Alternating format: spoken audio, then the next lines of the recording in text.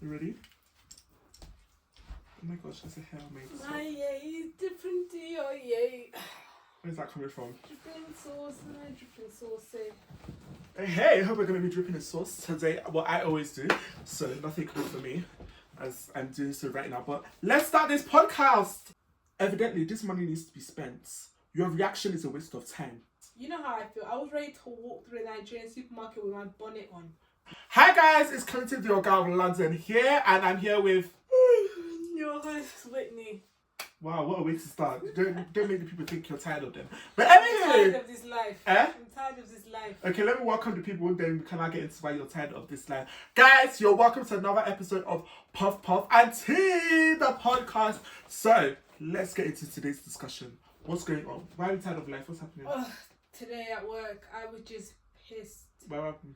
Because, I was just getting emails from, super as I was like, I can handle emails. It's like how they come across in the emails. Okay. I'm just like, bruh, I'm not a child. Okay, yeah. Don't, I know that there's some things I've done wrong and stuff, but don't belittle me or make me feel little and stuff. So I was pissed. I didn't talk to anybody. Ooh. And what's it called? I'm pissed when I stop to go get food. Lol. Because I don't eat. I hardly eat outside. Yeah. So the fact that to eat, what's it called? I would drive my car and then stop at the petrol station and got a hot dog. Just tells you the anger I was feeling. Ooh. Yeah. But it just made me realise, just made me more motivated to try and figure out, my escape route, my plan.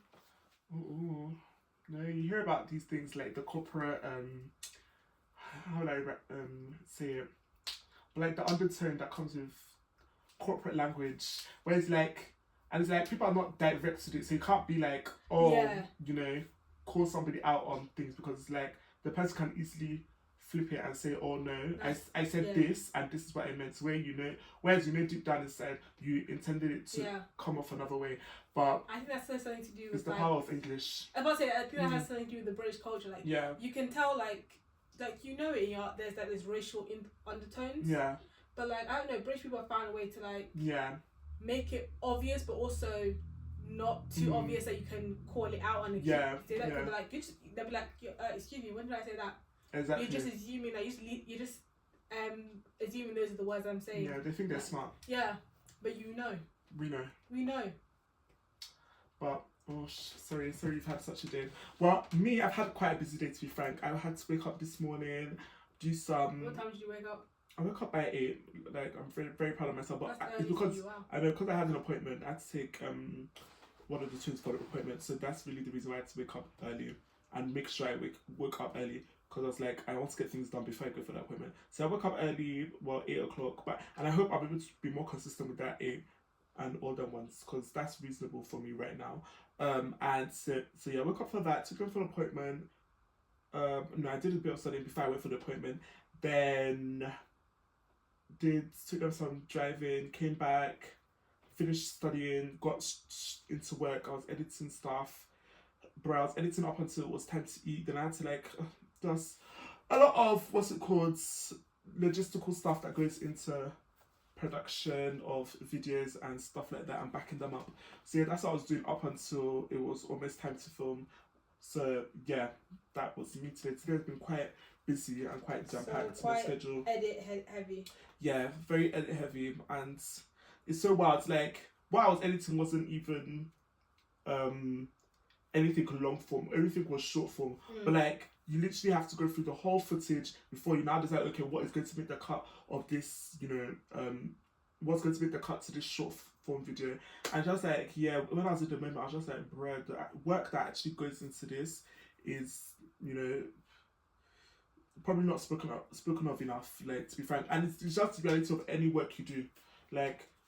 To get into that end result, there's a lot of work that goes in behind the scene, before you get to that end result, whether it be creative space, corporate world, everywhere. As far as you're delivering a job, there's work that needs to be done. And that's what I was doing. The difference between it is passion. If you have passion, you'll be more willing to do it. Exactly. And yeah, I feel like that was the discussion I was having with my friends recently. Like when I met up with one of my friends, like, we haven't seen in a bit, even though whenever we talk, our conversations get deep very quickly. So like, yeah, it was expected that our conversations were gonna get deep. So yeah, when I met up with this my friend and everything, we're just like talking. Before you know it, we're just well, this my friend was more expressive, like how they're trying to figure out what they exactly want to do.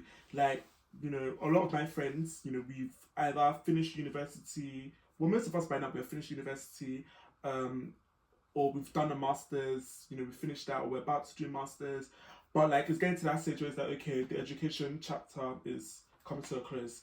So what we do next, that kind of thing. And now it's, you know, to work. And a lot of the time, work is a big commitment. We've seen our parents like work in particular fields their whole lives. And I think that in itself is a pressure. Like, so yeah, this my friend was speaking about that.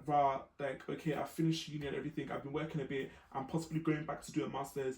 And it's like, this my friend doesn't want to even like rush into going to do a master's and do a master's just for the sake of doing a master's. So like, she tries to figure out like what is it that she wants to do, that kind of thing. Like, what is she passionate about? She just doesn't feel like she has any passions at the moment and stuff like that. And I was just like, bruh, everybody's journey is different. You're literally just gonna have to take one, you know, step at a time and try and figure it out and everything. But yeah, heavy on the passion, because if the passion is not there, it's gonna quickly become a chore. Yeah. It's gonna go, and like, I think this our generation, you know, we're very, you know, mindful where we invest our time, where we invest our energy. So I think people are becoming a lot more cautious as to the steps they're taking in their lives. Yeah. I'm seeing like, even you go on social media, you just hear people saying like, yeah, I was earning this much, but I was not happy, so I just like left.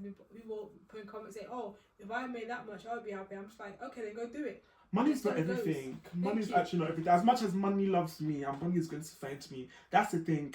Like, there's something, I don't know why it's been in my mind lately, but it's like, I don't rate people that fear money. You know, people that you can tell that once they hear money, they start getting frightened. They're like, oh my gosh, why is it this much? Oh my gosh, this is that. The thought of spending money frightens them. Like, they're so afraid of losing money. And it's like, why are you this fearful? I was that person. I was that person. Why? I was that person back in the time. But like, I don't know, I would say this year more. Mm-hmm. I'm just like, bro, it will come, it will go, but I will make it back. Exactly. I will make it back one way. I feel like there's a show of lack of faith, to be frank, because it's just like, you know, when you know that, okay, you're a hard worker, you put in the work, you know, money is always going to find you. Do you understand? Especially when you know you're doing what you're meant to be doing. The money is going to find you. If you start being led by money, bruh, you're going to live in a chokehold. Because every step you make, you will be surrounded by the thought of, okay, how much is it going to cost? How much is this going to impact me? This is that. You just end up living a life of regret because of what? Money. Because God forbid something happens to you. Whatever's in your account will still be in that account. So what is the point, really? Like, so if you know that, especially, and I feel like, you know, it's one thing to be reckless with money. I will never promote that. Do you understand? I'm even me myself, I try my best to be very cautious with how I spend my money. That is something that has really been ringing on my mind, that I want to be wise when it comes to finances. I don't want to, not just because I have access to money and I'm capable of spending money with the little responsibilities that I have now, that I would just be reckless with it, that kind of thing. No, I'm not going to promote that. But I do feel like there are moments where it's like, you know, evidently this money needs to be spent. Your reaction is a waste of time. Do you understand?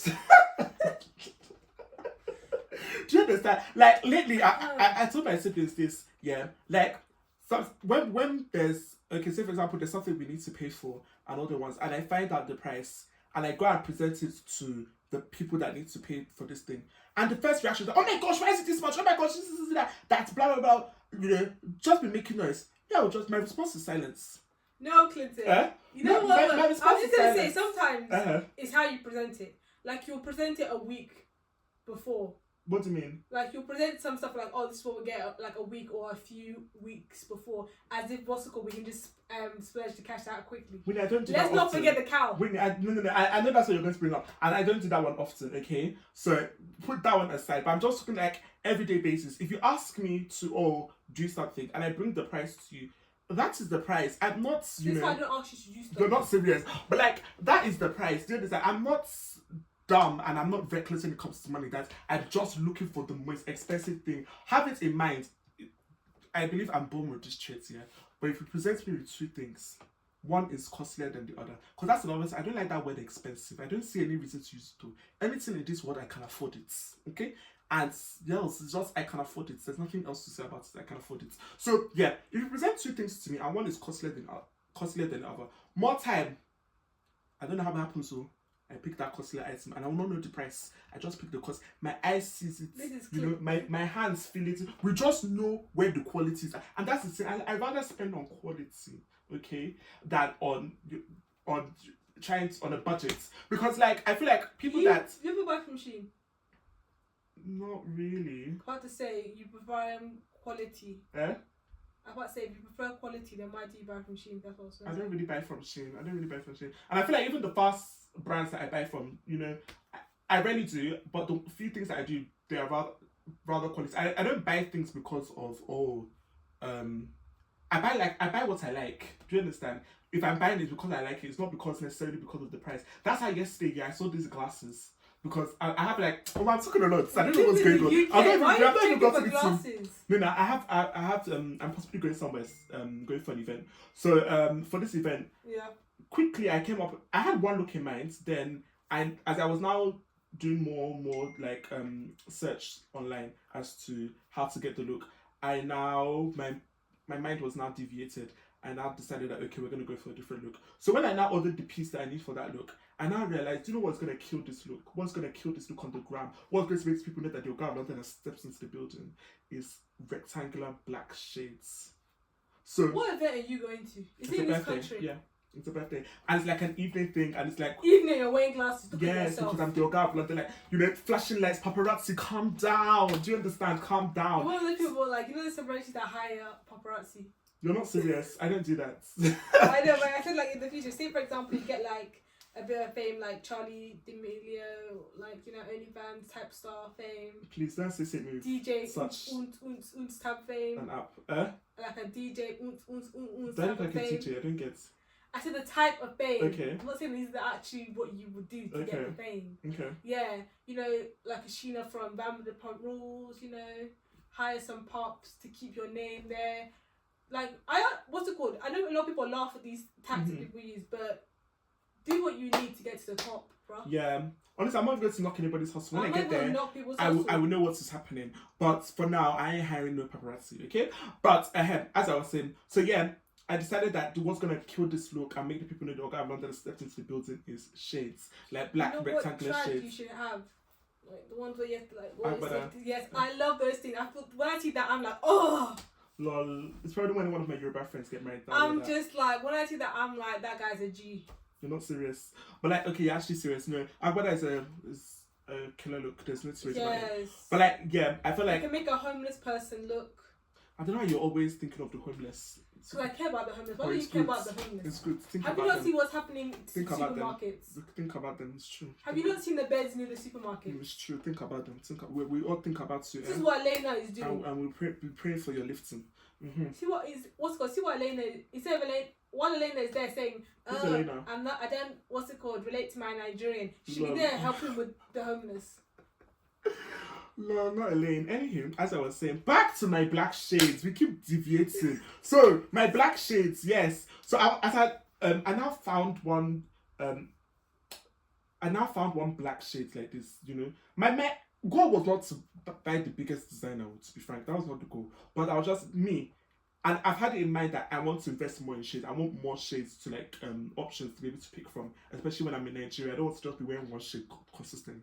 I want to be able to mix it up, that kind of thing. So I'm like, this one, I need this shade for this look. I might as well, you know, use this opportunity and get a shade that I can use for a long period of time and for future events. So I now saw one shade like that and everything. And the price was a bit more than I anticipated to spend on this event. But I just quickly screenshotted it and I sent it to Jennifer. I sent it to my friends. Tell me, I was like, should I invest in these shades? Because it's an investment. Do you understand? The price was reasonable. It was a good steal, to be frank. And I was ready to invest in it. It was more than what I anticipated to spend. But see how I'm wise, it's an investment. As much as I will launch it at this event, I can wear it in years to come.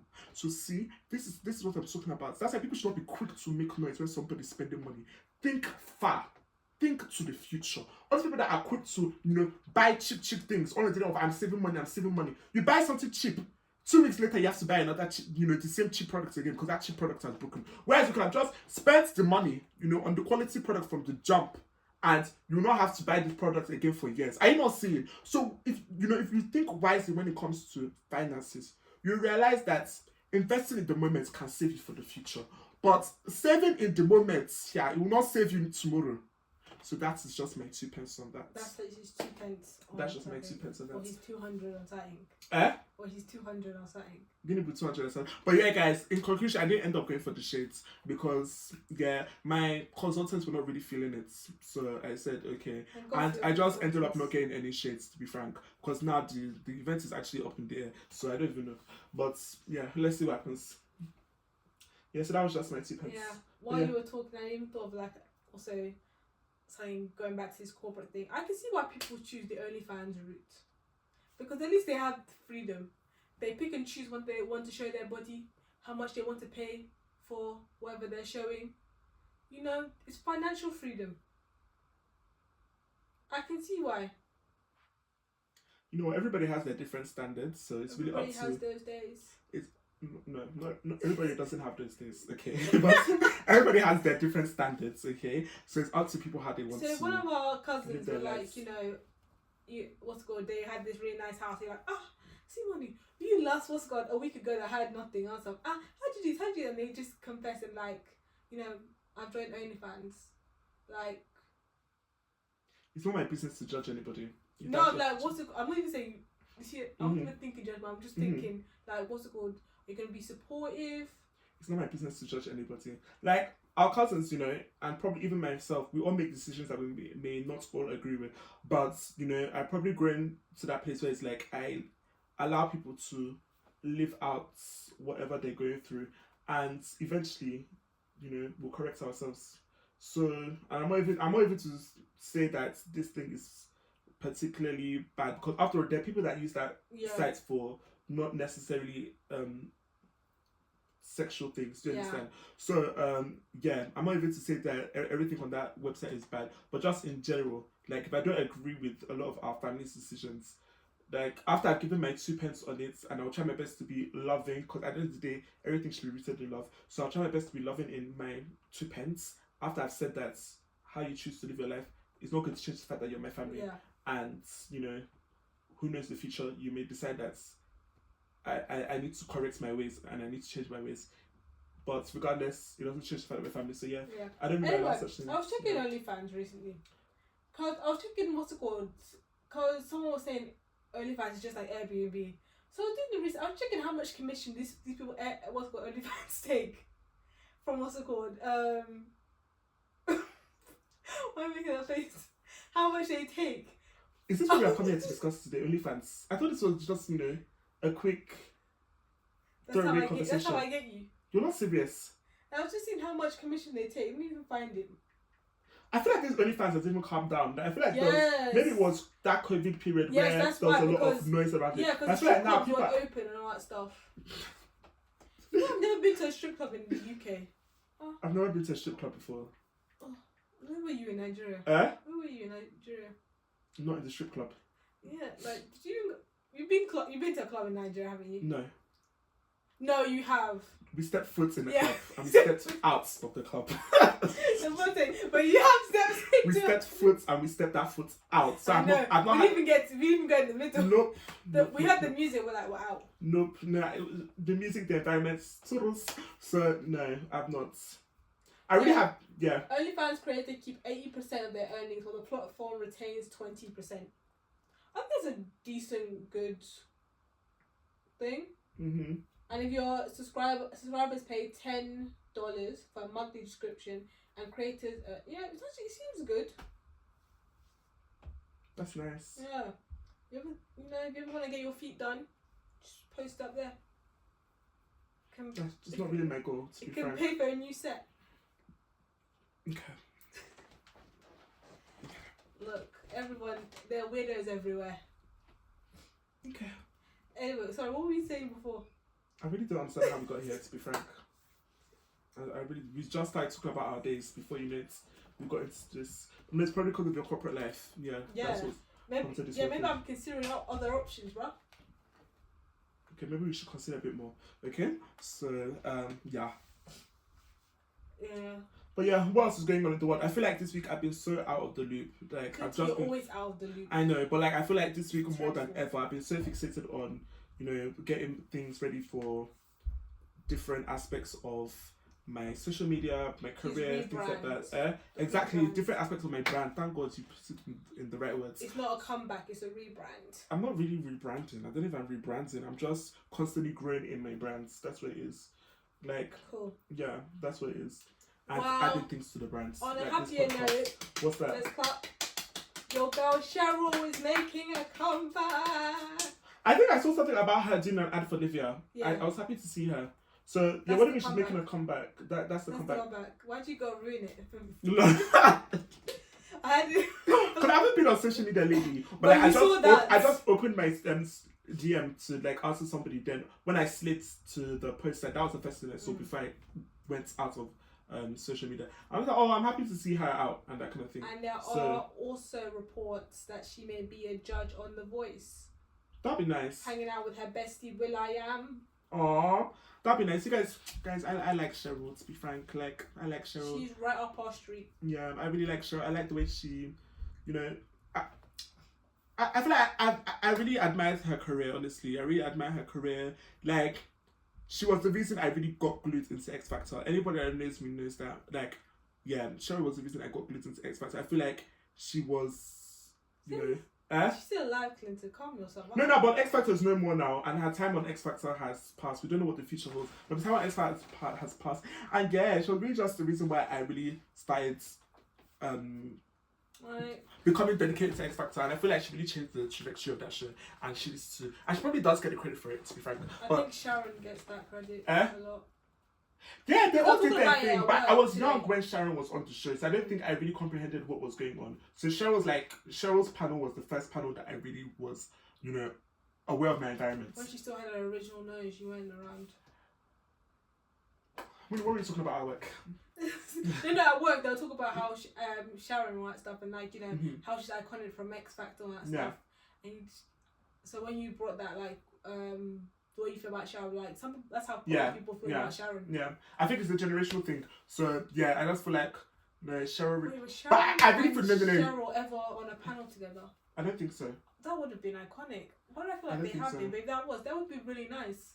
But Sharon did her thing, because I didn't watch it. Like I said, I think I was young when she was on the show. But for her to hold that position on her own as the only female on the panel, it means that she can carry. Did you not hear about her beef with Danny? I think you mentioned it to me before. Well, she was very vocal about it. Lol.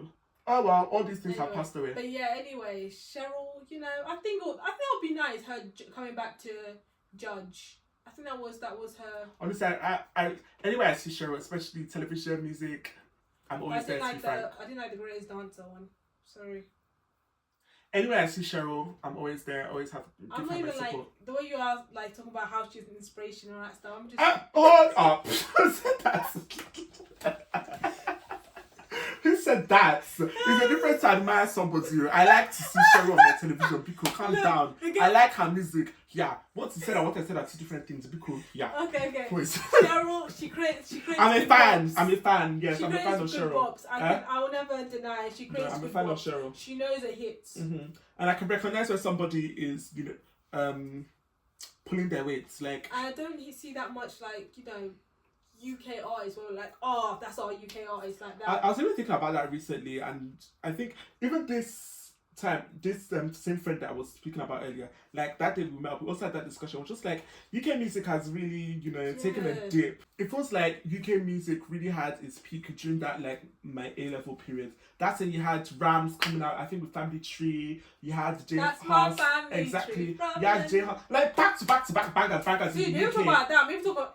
Even going way back, you had the Tiny Temper, the all of that was in one period, that 2016, 2017 period. I don't think Rams was around the same time as them.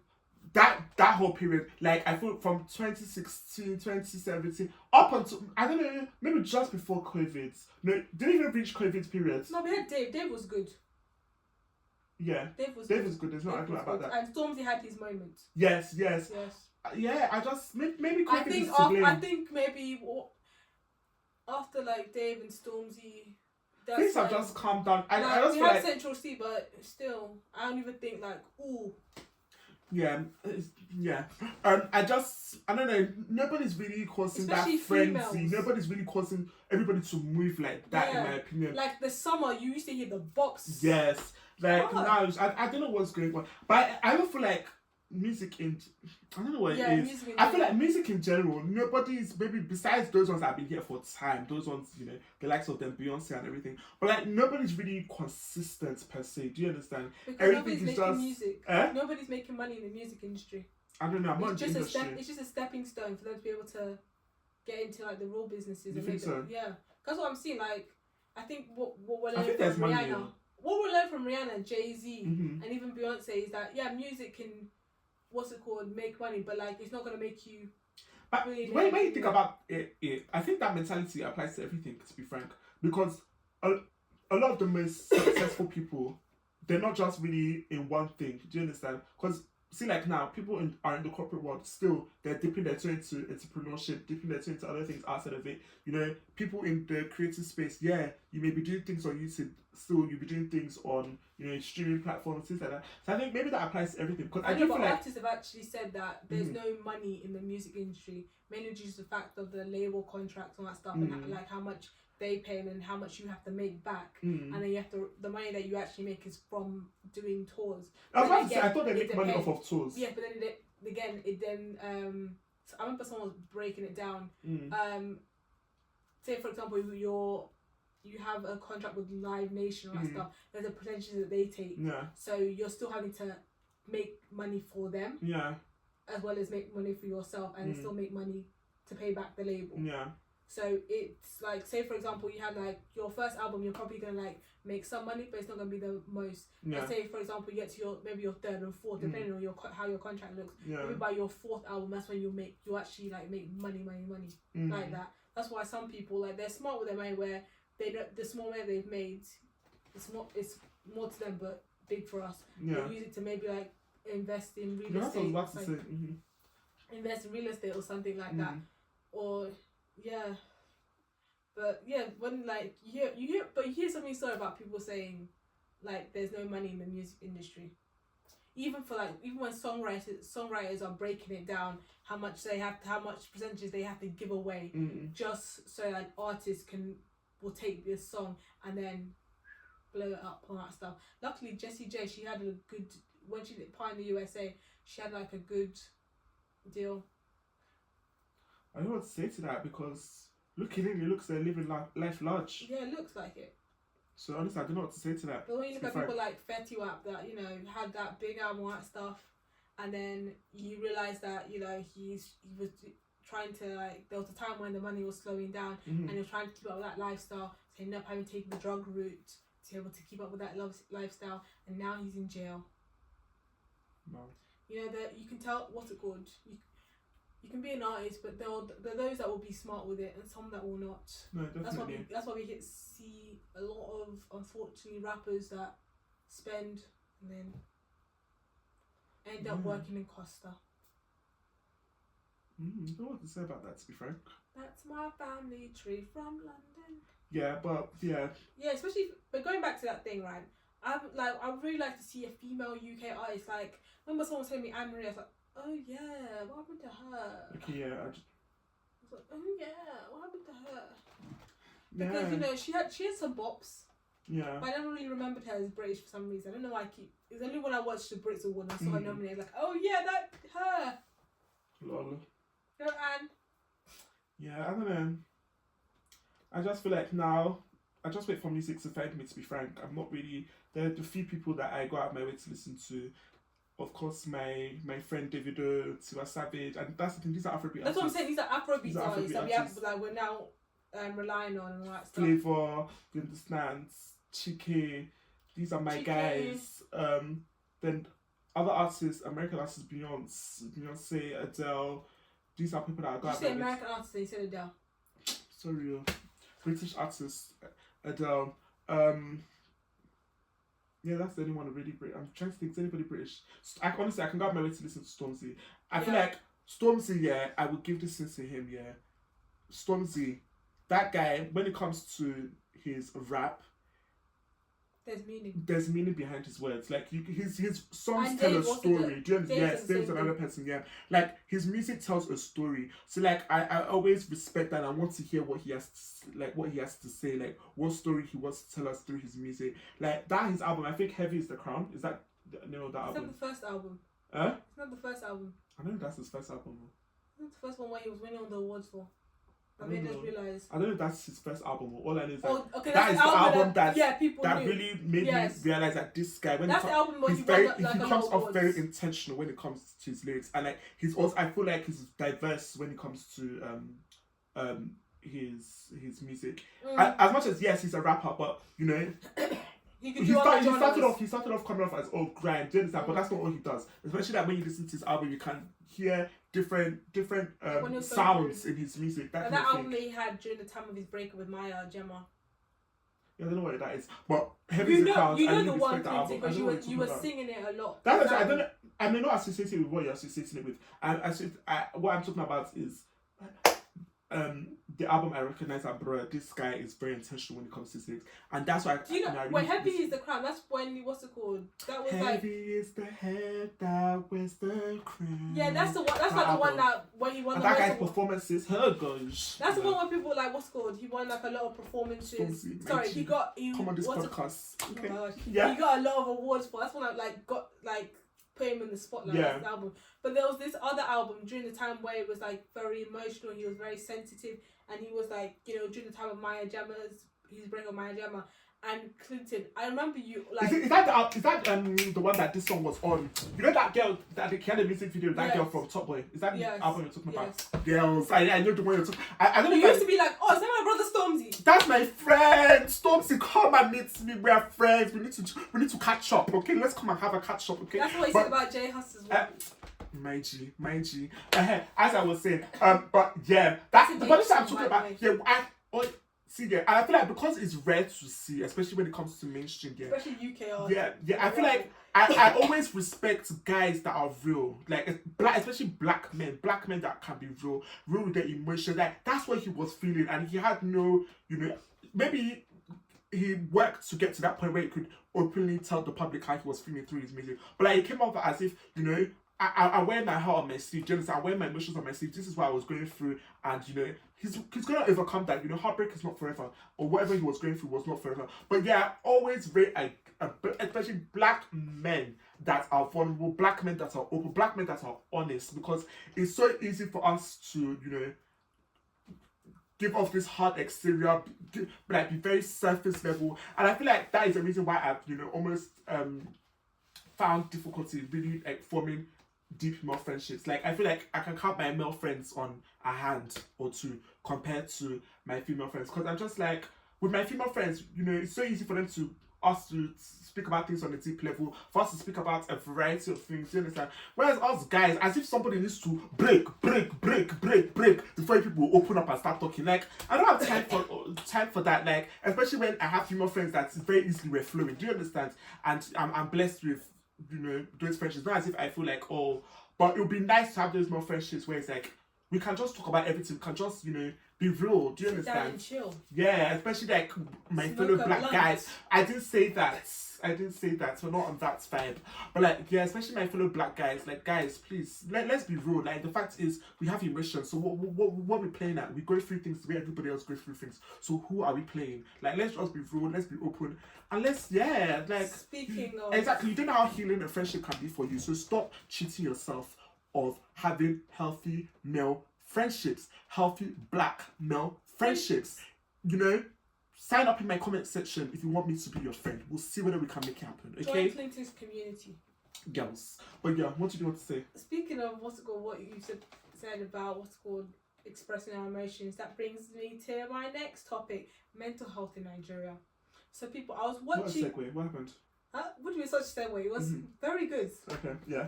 We talk about men. Men opening up and stuff. Mental health. Black men, open up. You should start a community. And honestly, that's what I really want to, We really should work on. Like, I really want to build a community of You know, where black men can really just open up and be real. Be honestly, that's really be real, bro. Be real. All this surface stuff we're doing, we're not helping ourselves. We're really not. But yeah, continue. So like, yeah, mental health in Nigeria. Mm-hmm. So I was literally watching this video of this woman being dragged out of an airplane mm-hmm. By security and all that stuff, and you could just tell that, you know, she wasn't all there, because this is a girl with, you know, great nails, braided hair, eyelashes and all that stuff. She looks like, and all of a sudden she's acting like this. Like, usually if she's like, say, what's it called? Sorry. So when I started thinking, I was like, this woman's having an episode, because she really came in this airport with her nice nails, her nice outfit, all that stuff, and then maybe something happened when she stepped on that plane that just triggered, or something, an episode just happened. And like, I understand them dragging her out because she's causing a commotion and all that stuff, but it just made me like wonder. So after all this commotion, what's going to happen to this woman after you've dragged her out? What is the next step? Is she going to get arrested? Because I was doing some research, and yeah, she's now banned from the airport. And I'm just like, oh, is that like? To be honest, I don't think that was the necessary step to take. Like I was like, but then I was thinking, what procedures do we even have for people like in these things? Like, I want to know, was this chick arrested? Was she put in jail? Has she have they put her in like a mental health institution? Is she getting the correct programs and treatments to help with what just happened? And it just got me thinking. I'm just like, it's almost like having a breakdown or suffering of mental health in Nigeria. Like, what happens? Especially if they don't have like family that will be able to take the lead and figure out what the next step to do. Like, if someone's just having a breakdown, like, what is it? Like, at least here in the UK, you know, if someone's having a breakdown, there's a number to call. Someone will come and, you know, try and help. Like, even the police will come and try and de-escalate the situation and put them in the correct program, all that stuff. But I'm just wondering, in Nigeria, what do we have? I just feel like, you know, I know you showed me the video, but I did not watch it from the beginning, so I don't even have too much of an opinion on this whole situation, to be frank. But I think I saw a headline saying that the girl did end up going to, like, she ended up being arrested and they put her in jail and something like that. I don't know if she's out yet. By the time this episode comes out, circumstances could have changed and stuff like that. But yeah, I did see all of that. But I feel like when it comes to the larger conversation you're trying to bring out this about mental health, especially when it comes to Nigeria, like, I think it goes without saying, Nigeria is a long way off from being literate when it comes to mental health. Like, it's not a topic that, you know, we really are outwardly speaking about, to be frank. It's outwardly spoken about in Nigeria. And things that, because you know, mental health is not necessarily, how would I put it, a condition where not like it's more of an inward thing. Do you understand? And like, when people cannot see something, it's hard for them to comprehend how to navigate it. Do you understand? And like, when somebody has a wound, you know, okay, I need to treat that wound, that kind of thing. When somebody has a sickness, I need to treat that kind of thing. But this kind of condition, where it's like more of an inward thing, it's harder for people to, especially in Nigeria, where people are not informed about the topic, you know, on a large scale. People are not talking about the topic. And that's another thing. I feel like our culture is also, because like we're very big on when it comes to mental health, yeah. Like, I feel like Nigeria, we were at a place where it's like, either you're sane or you're mad, that kind of thing. So it's like, and nobody wants their child, their family member to be in that mad sector. Be labeled in that mad sector. Do you understand? And obviously that is not the case. They're not mad, but it's like, because people are not literate when it comes to these topics, either your child is sane or the child is mad. Like, exactly, all these spiritual kind of things, that kind of thing. So because of all those stereotypes, all those kind of stigmas, you know, we have avoided having those conversations. You know, Nigerians avoided having those conversations. They've avoided being educated about it. Of course, you know, it is getting better, but we're very far way off from, you know, being very informed and educated on a large scale, so that companies like as big as an airline are able to navigate such an issue like this. Do you understand? So it's not, sadly, it's not shocking what has happened here. No, to be frank, it's not shocking, because that is just sadly the way a lot of, you know, Nigerians look at mental health. But, you know, it's not to say that it's correct, and it's not to say that Nigeria should not take this situation as an eye-opening situation and something that we need to recognize and work on. Because it's, you know, nobody prays to be sick, but sickness is not something you can avoid. It's just as simple as that. And mental illness comes on different, you know, it has different levels on the spectrum, that kind of thing. Because even like because I just feel like there's so much stigma around mental illness, around disabilities, around this whole all those kind of conditions, that kind of thing, that because we have avoided it for so long, we don't know how to handle it. We're not informed, we're not educated, and I think that is the result. Even in this household, in this household, we saw bits and pieces of that thing. Like, I remember when I was like I was expressing that I'm depressed during masters, and my mother's response was, "Why are you depressed? Do you live in Nigeria? Are you homeless? Are you the people on the skateboards begging for money? Why are you depressed? You have no reason to be depressed." Yeah. And after that, I just shut down. Yeah. And just went back to Manchester, and relying on my friends to help. And I'm just like, but now that I think about it, I'm just like I'm just like, even though at that point I was like upset and mad by that being her reaction, I'm like, she didn't know any better. Yeah, that's how she was raised. I can literally see my grandmother telling her the same thing if she came to me. But it's just so sad, because like, imagine there is a person who is like in Nigeria who is suicidal, and they're telling their parents, I'm like,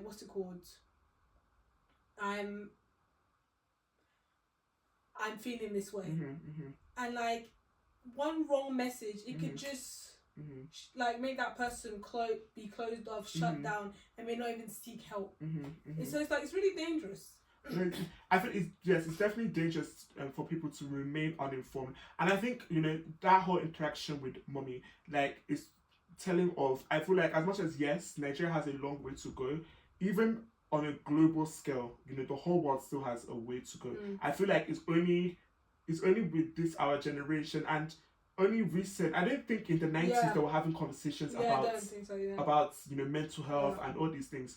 So, and that is on a global scale. Talk less of a country like Nigeria, that, you know, there's still a way to go when it comes to education, things like that. And yeah, I just feel like that in itself is, you know, can give more light as to why people are reacting the way they're reacting to mental health in Nigeria. Because our mother is somebody that was born here. She was, you know, spent a lot of her time here. Her mother too, somebody, okay, she was not born here, but she spent a lot of her time in here. So if these people that have been exposed to different cultures are still making such statements like that, what are people that have only been exposed to one thought process, one environment like Nigeria be thinking and be responding to things? So I feel like our generation also, like, we are a lot more informed when it comes to mental health, and that's why we're able to recognize these things a bit quicker and respect that, okay, somebody may be going through something, that kind of thing. So I also feel like there's that generational barrier globally that could affect people's responses to mental health. So I'll also point that out as well. No, but I just think Nigeria do better. Yeah, there's no excuse, to be frank. Like, actually do better. But then again, look at our president. Can we really do better? There's no excuse. It all starts with somebody. Do you understand? And especially with people that are educated on topics like this and enlightened on topics like this.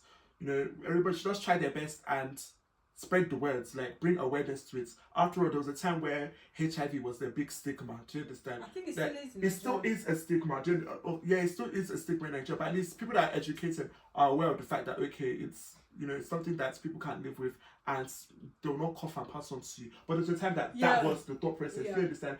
And, you know, I feel like there's still this predominant there's still this predominant thought process when it comes to mental illness in Nigeria that you're mad, and that is simply not the case. So I do feel like if we could take steps the way we're taking steps to destigmatize other conditions, and try and destigmatize mental health, we'll be taking a step in the right direction. I just think that's what it is. I was going to ask you something controversial, but let's keep it PG. Well, even though it's not quite PG, but Lol. But yeah, the answer is Nigeria do better. Nigeria do better. What's our president's name again? Tinubu. Do better. If you can hear. Because he's old, so. No comments. We love Nigeria. Yeah, of course we love Nigeria. But we'll always say where we need to do better. Yes. Okay? But yeah, anyway, what else is going on? I always say what else is going on. I told you I'm so out of the loop, so you're the one that's going to be catching up. So you haven't even heard about like Tyler's EP and like the what's it called? The topics have been going on surrounding her EP and why and how much people are buying her stuff. First of all, how do you find? Because you spoke about some Afrobeat artists just like a few minutes ago. Like, what do you think about Tyler's music? Is that someone that you listen to or appeals to you besides Water? I feel like Tyler is a person that's she's an artist that I would categorize that their music finds me. I don't find them. She's not somebody I go out of my way to listen to per se. Do you also feel the same thing about Arya Star? Yes. Oh, her music finds you. You don't go find it. No, I don't really go out of my way to listen to Arya Star. It's not to say that these people are not doing well, and these people do not have big songs. And that's the thing. A lot of the time, Arya Star's music makes waves, so I don't need to find it. It's going to find me. That's just what it is. It's just that they're artists that I'm just a big fan of. So whenever I hear they're dropping something, I go and listen to it, that kind of thing. And it's not I'm not a fan of these people, but I've not thought the reason to go and find their music. Their music finds me. Basically, Clinton ain't paying for a ticket to go see Tyler. Probably not right now. Yeah. It may change. Yeah, may Does not mean if you invite me, I will not come. I know, but you're not if going you come to... and find me, I will be found. That's what But I'm you're saying. not going to spend your money right now to purchase a ticket for Tyler compared to if it was Tiwa Savage. Yeah. Okay. Yeah. That's cool. Mm-hmm. Teach their own. But anyway, Exactly. like her album, they even put up calling it a flop and all that stuff. People were just like wondering, like, wow, this is a girl who came out with Water and all that stuff, and now look at where she's at and all that stuff. And then it just started. People started talking about the breakdown of her career from how we were like people fall in love with Tyler and all that stuff, and now how she's like getting a lot of hate. And a lot of people are like bringing all the controversy she had first from like the coloured situation, and then how she responds on Twitter and all that stuff. And I'm just like, to be honest, like when I'm just listening to all these things, I'm just like, I think I just wanted to hate on this chick. I'm not even a Tyler fan. Like, what's it called? I didn't like how they were making her the face of Afrobeats, because respectfully, she's not the face of Afrobeats. Her songs aren't even that much Afrobeats. Yeah, I was even about to say, when I think of Afrobeats, I don't necessarily think of her. I hate when they used to put her in that category and that stuff, and then she'd be like, thank you, what's it called? I'm so happy to be spreading Afrobeat. I'm like, but you're not spreading Afrobeats. Lol. You're not. Lol.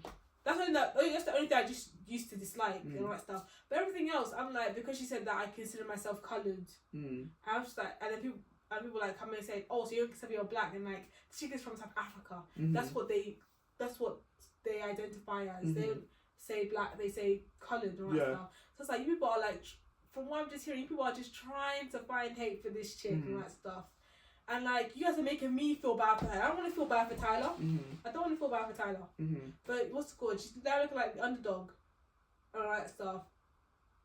And I'm just like, and then also with the whole Chloe Bailey and the Nut and Lil Nas X, when she was like, she won the award, she's like, oh, it's too heavy. Can someone hold it for me? And she's trying to give it to Halle. And people were like, why you give it to Halle? You ain't Michael Jackson, and she ain't Eddie Murphy, bruh. Because that's what Michael did one time when he was on the award show and that stuff. And then also the Britney Spears, because she wore a Britney Spears type of outfit. It's like, oh my gosh, that was inspired by Britney. Then Tyler came and said, no.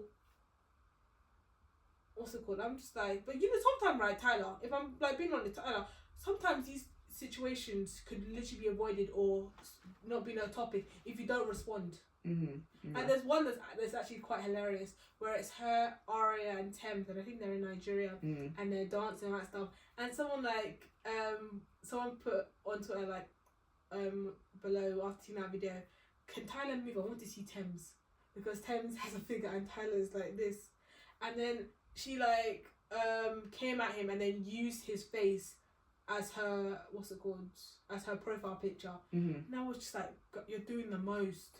It didn't even need to go this far. Like, you just like, you're low-key showing that you're bothered. And like, bro, focus on being on the studio. Focus on like enjoying your life. Why you focus on going on Twitter and making these comments?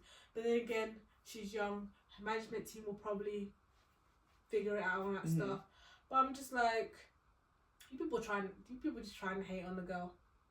Yeah. And I don't like to feel bad for Tyler because I'm not even a Tyler fan like that. So stop making me feel bad for Tyler.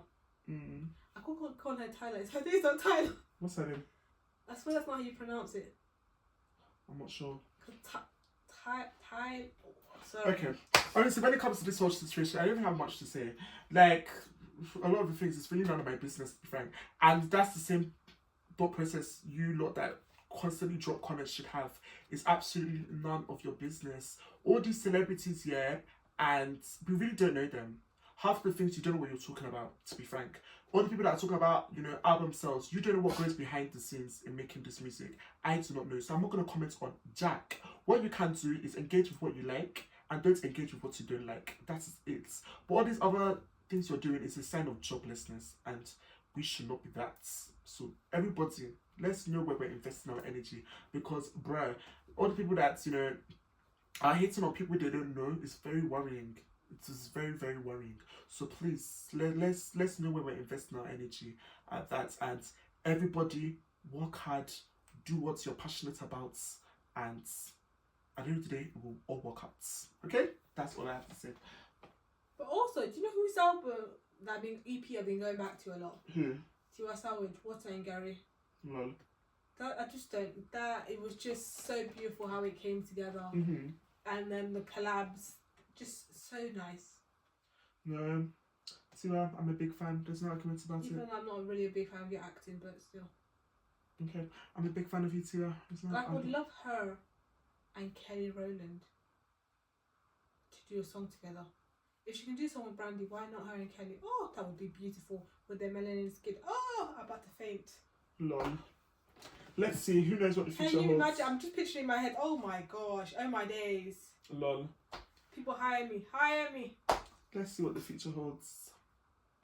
Who knows? I was even seeing what's it called? Tiwa Savage's manager at the Davido Chama wedding. I think she used to manage Davido as well. Yeah. Does she still? No. I don't think so. But yeah, I think she used to manage Davido as well. She was just at the wedding. I'm just like, I could do her job.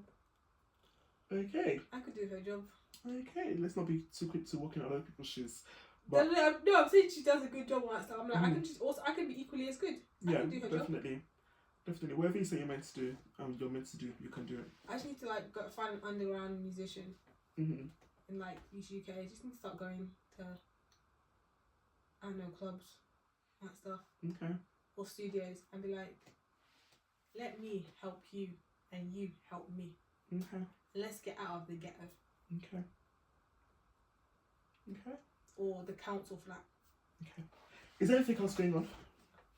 Wow, why are you rushing me? I'm not rushing you. I'm really disliking this place. You don't even have anywhere to be.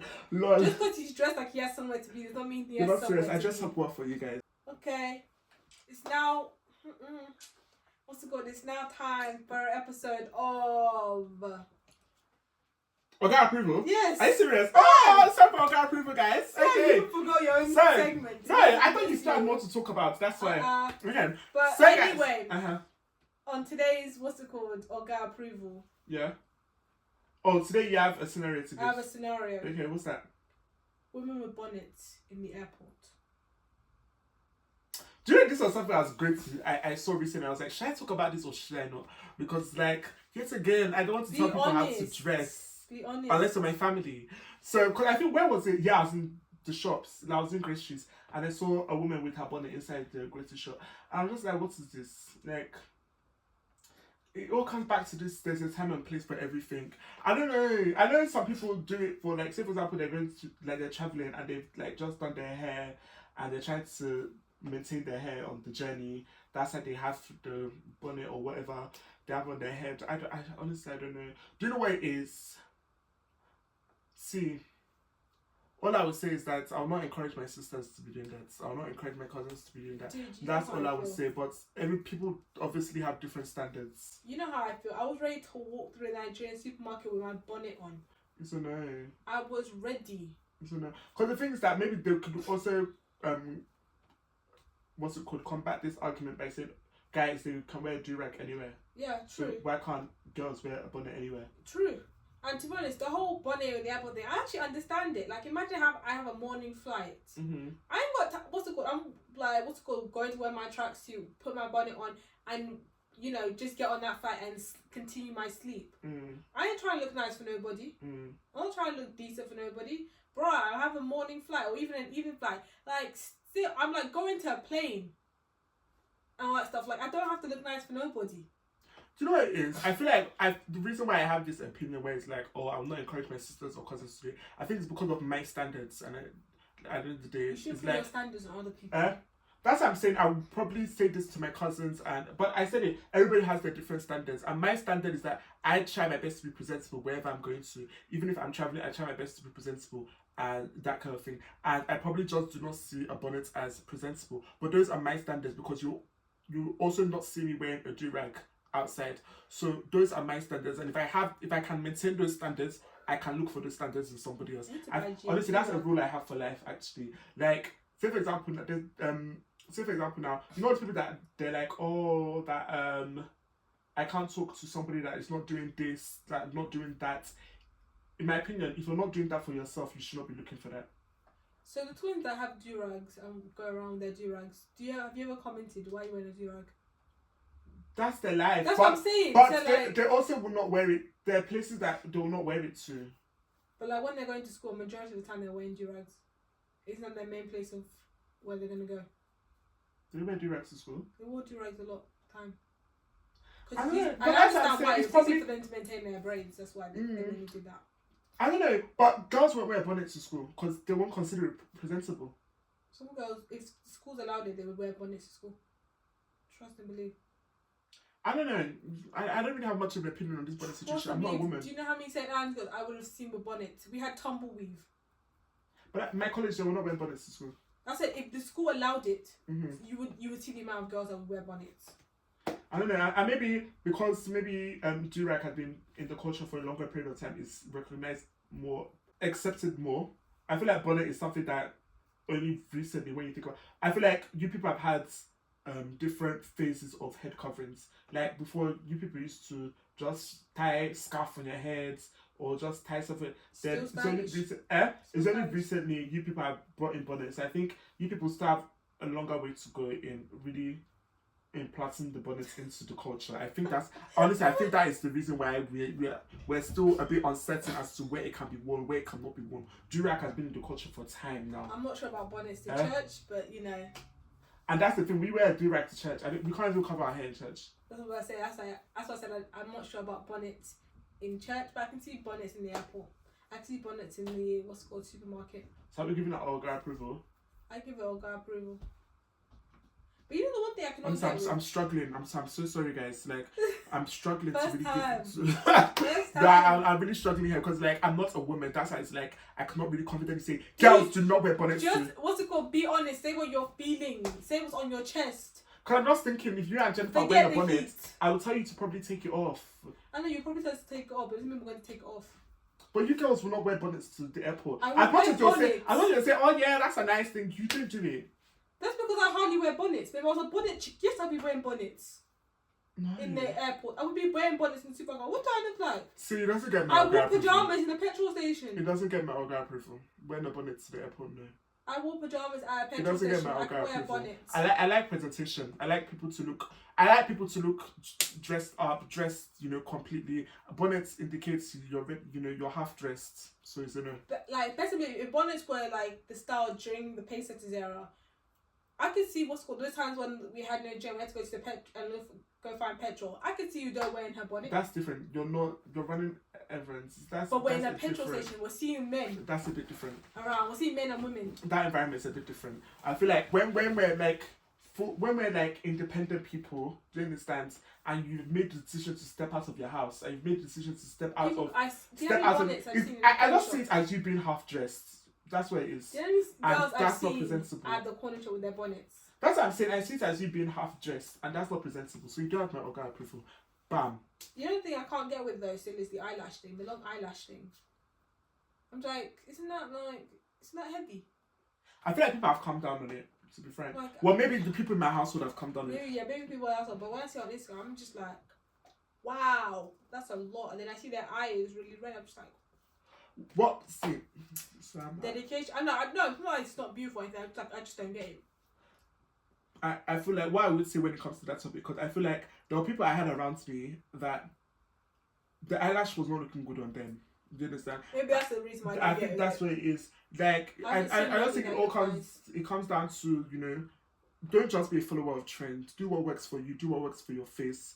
Like, not everybody's face is the same, so you have to do what works for your face. Even like when it comes to haircuts now, like, you know, guys, I feel like we have, you know, different styles on trend. Like the time when fade is trending, there's time where low taper is trending, that kind of thing. I know my heads, and I'm not gonna play those games. That kind of thing. So yeah, I just think like my body is a work of art, and like your body is a work of art. Yeah. What's it called? And I'm still like, you know what's good on you, and I know what's good on me. I'm trying to get those things. I mean, you know, I would like to actually go back to cutting my back. Yeah. It seems like your hair grows fast, so that's the issue. So it pisses me off. But I'm like, say for example, I do it and I just get like, what's it called? What's the thing you guys use?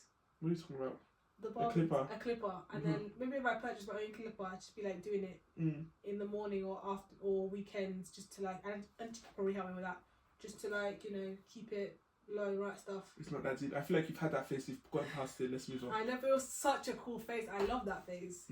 I don't even feel like I embraced that long. It was just like a year.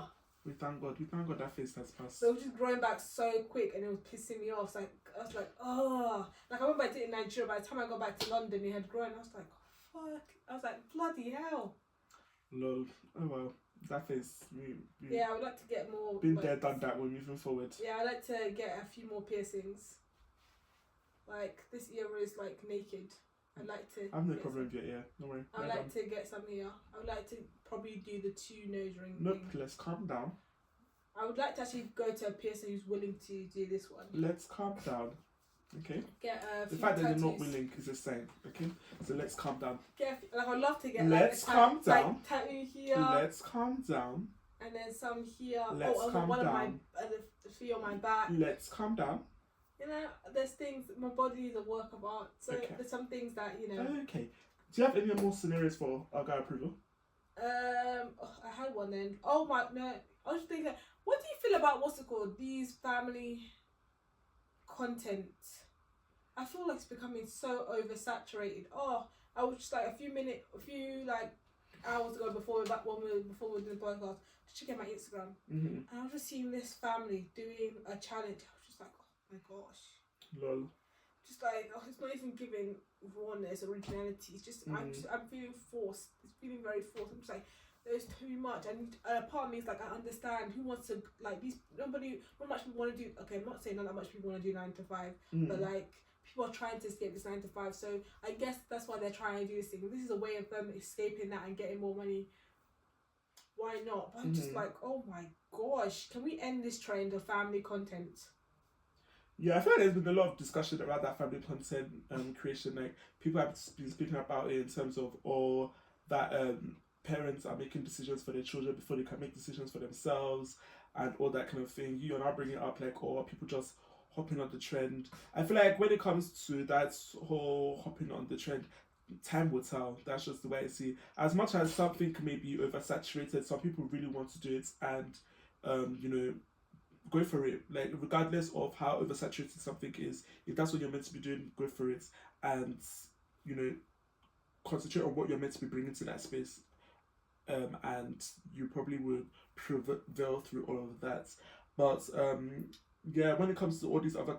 What do you think about all these discussions about, people putting their children out there before, like, people now have, like, pages for their babies, stuff like that. That's where, like, it's dangerous because there are people called paedophiles in this world. And, like, it's becoming, especially now that we're having this AI and all that stuff, they can take a picture. They can take this picture they found on Instagram and do messed up things with it. And, like, so, like, because once your thing is online, it's hard to get out. Yeah. And, like, we've seen, okay, we're not seen, but we've watched, like, you know, Law and Order SVU, where they've talked about a simple family photo or a school photo of children, and then it being put on these, you know, harmful websites, and then what's it called? It takes years to be able to take it down because it's on the black web and all that stuff.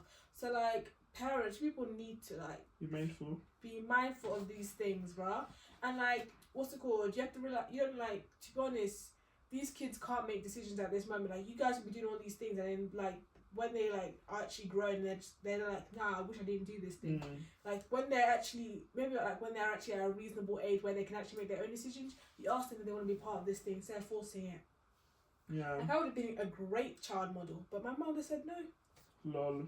I would have been the face of Matterland, people. Remember that. Okay. I would. They were handing out flyers. Okay. And she even take me to the audition. This woman.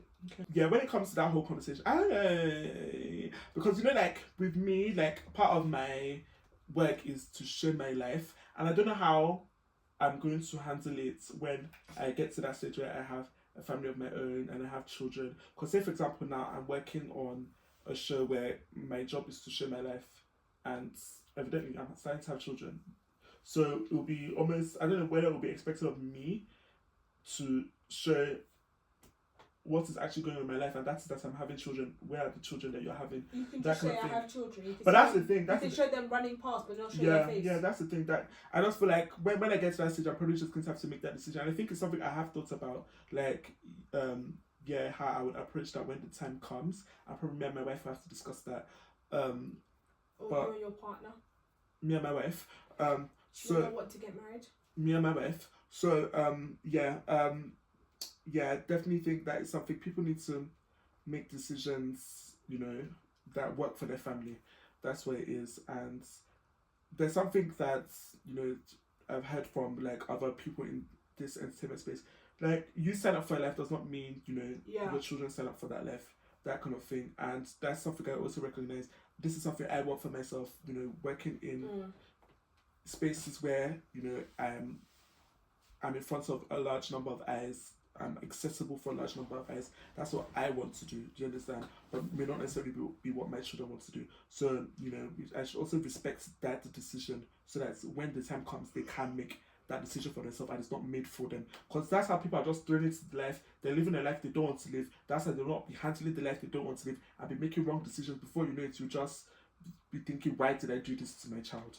So, yeah, I probably, now that I'm even speaking about it, I probably will not be sharing my children. At the end of the day, if I have when I have my show, the show is about me. Do you understand? And about the people that have signed up for the show. All right, Christian. You're not serious. It's about me and the people that signed up for the show. So you guys are going to see us and the people that signed up for the show. That's not me. The people that signed up for the show. The people that signed up for the show. The people that signed up for the show. The people that signed up for the show. The people that signed up for the show. That signed up and for the show. Our descendants, you'll definitely hear about them because that's natural. But I'm Amy Osborne in this bitch. Okay. But yeah, that's what I have to say on that. But families, do what works best for you, okay? And in general, do not be a follower of trends. That's what a lot of these things come down to. Don't be a trendsetter. Yes, it's actually not. It's not don't be a follower of trends, but do what works best for you in everything. Like anytime when a trend is coming up, I'm not a person that is quick to be like, yeah, everybody else is doing that. I need to. I actually hate that mentality. Like I do things that work for me. If it happens to fall in line with the trend, okay. But my goal is not to be on trends. God forbid. Trends come and go, and I don't want to look back and be like, why did I do that? That's why he's still wearing skinny jeans. Because he didn't care about trends. I do not. Because, yes, right now baggy jeans are in, and I don't wear skinny jeans like that. Most of my jeans are slim anyway. So my what's it called, range is from slim to baggy now. And it took me a while to get on this baggy trend. But see my point. I'm wearing it now because I want to wear it. It's not because it's on trend. Yeah. And the thing is that all these people that are looking down on us, you know, slim fits, wearing people, it's gonna come back. And when it comes back, what are you gonna say? You're gonna say, oh, why did I say that? Oh yeah, it was a trend. I just said it because it's a trend. So why don't you dress for you? I know that when it's like, whoever asks you why you wore that, you can say, I wore it because I wanted to. That's what it is. I do not see skinny jeans coming back. I do not see skinny jeans coming back. I do. It was not that I wear skinny jeans, but like health wise, I don't see not health wise, lol. I don't see skinny jeans coming back. Fashion is so revolving. Like I see people on the streets and I'm just like, bro, this is something that somebody could have been wearing early 2000s, somebody could have been wearing in the 90s. Baggy stuff. So just like, no, fashion is definitely a revolving door. So I will not be shocked when skinny jeans come back. I definitely feel like slim things are good to come back. All this baggy stuff is lovely and all, but it's like how, you know, BBL was the trend and now it's gone. Really, the way you love to mention these BBLs, yeah. Sorry. It's how like BBLs, curvy women were the trend and all that stuff, and now skinny's back. You think so? Yeah, because we're seeing people do the reverse. So it's telling me skinny's back. I'm looking at the anorexic Kardashians. I feel like one thing I would say, and I'm not to promote BBLs, but I do feel like all this attention on curvy women have highlighted that, you know, the beauty of curvy women. Do you understand? Yeah. Not that we do not already know this about our culture, that we have beautiful, curvaceous women, but I do feel like all this attention around, you know, working towards having a curvy body, whether it be in the gym or on a table, that kind of thing has highlighted the beauty of curvy women. And I don't think it's going to change. As much as, yes, you may say people are coming back to a place where they're more confident in being slim, I don't think it changes the fact that people are also aware of the beauty of curvy women. Do you understand? Look at Pretty Little Thing and their, what's it called? I don't really Pretty Little Liars and their whole reband. I said Pretty Little, I was correct the first time. Yeah, Pretty Little Thing, yeah. And their whole rebound. Before it was curvier women, all that stuff. Now we're seeing sophisticated, white, blonde, blue-eyed, brunette women. But so, and I think that is evident that we're seeing the trend of people, like, you know, like even the rise of Ozempic. I think that's also something that to be highlighted, that skinny is back right now. And the thing is, like, with trends, they will die down. So all you people are doing the Ozempic, all you people are losing so much amount of weight. When I don't know, curvy comes back or natural bodies, people look at yourself in the mirror and be like, oh no, exactly. Sharon Osbourne. The way you be coming for Sharon, But anywho, I like Sharon. Oh gosh, even despite the hateration for how she was with Meghan Markle, I have I forgive her. That's good to know. I forgive her. I'm not forgiving you, Elaine. But maybe also because, like, I'm a black man, so I've always only seen really curvy bodies. So that's why when this whole, you know, new trend of, everybody wants a curvy body, it wasn't anything to me. I've always seen curvaceous women around me. Do you understand? I never thought about it like that. That was like you've seen. Yeah, that's all I've really seen. Do you understand?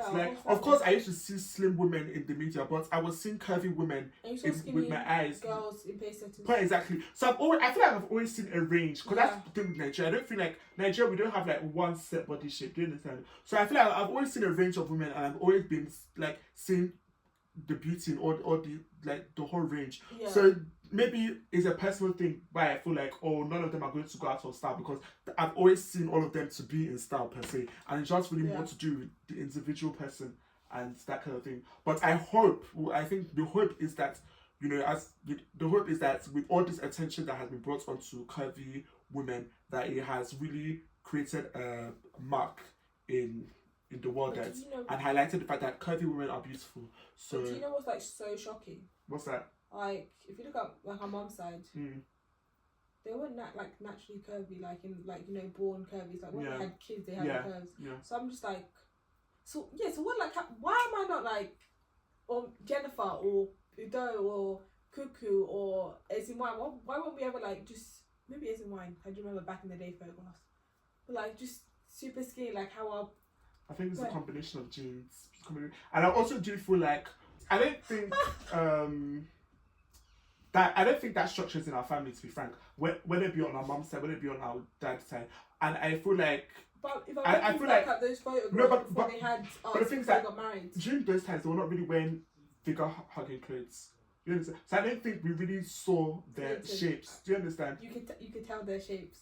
They were skinny, Clinton. They were no, skinny. but them times were wearing shirts and trousers. That was the style. Do you understand? I know, but I know what you're saying. But this you can tell. fits that is in style now. That's what they were No, wearing. but you can tell their shape. I feel like they've always had these shapes. I do definitely feel like they were more defined with babies. But I don't think our mums were like straight. Clinton, I think you need to go back to some of these photographs because even what you're saying, they were like even with the tops and stuff, you could tell these people's shape. Even Dad said, "What's good? She not have curves." Okay, so maybe it's a combination of genes. Our mothers married well. Maybe because the fact that they're children. Just think and about it. The fact that it was more defined with babies, it was there. Like you said, probably the pressure of trying to be slim made them to look that way that time, and we were not alive to know. So, and as they grew, people were embracing their curves. They embraced their own curves, and that was it. Maybe. But I feel like in general, today's segment of OGA Approval has been about following trends. And does following trends get our OGA approval? No. OGA rejection. So, and you guys know us OGAs are right. So just do yourself a favor and catch up, okay? But yeah. Well, I think that marks the end of our show today, our podcast today. Yeah. So, Clinton, take it off. What a great episode it has been. Guys, make sure you hit that subscribe button. Make sure you hit that like button. Make sure you drop a comment. Make sure you share. Do the needful, guys. Make sure you subscribe. I love that one. Anyway, guys, this has been Puff Puff and Tea the podcast. I'll be that. We're out, guys. Bye.